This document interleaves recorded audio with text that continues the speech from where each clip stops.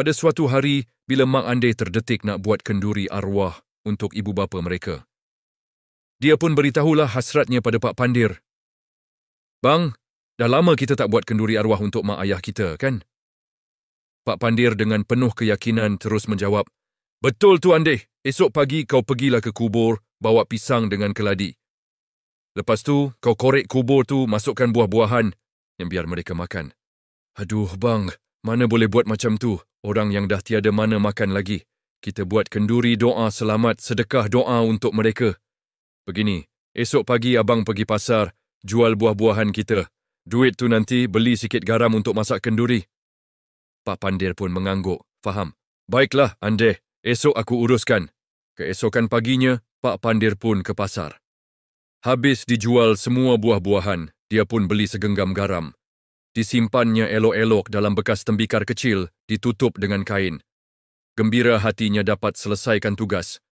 Dalam perjalanan pulang, tiba-tiba perut Pak Pandir memulas. "Aduh, sakitnya perut. Tak boleh tahan dah ni."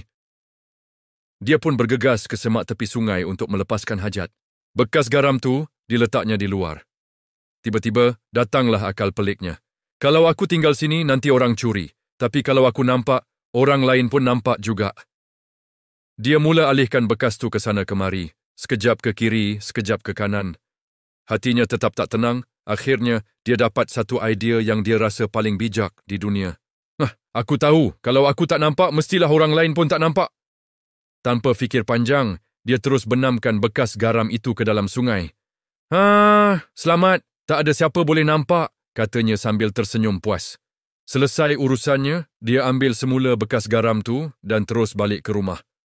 Sampai saja di rumah, Mak Andeh terus bertanya, "Bang, mana garamnya?" Dengan bangga, Pak Pandir menjawab, "Ada ni Andeh, aku simpan elok-elok."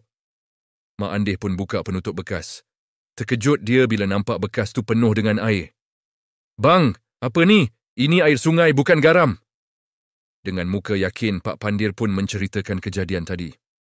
"Tadi masa aku nak buang air, aku takut orang curi garam tu. Jadi aku soroklah dalam sungai. Kan kalau aku tak nampak, orang lain pun tak nampak." Mak Andeh hanya mampu menepuk dahi. Sambil mengeluh dia berkata, "Aduhai, Pandir.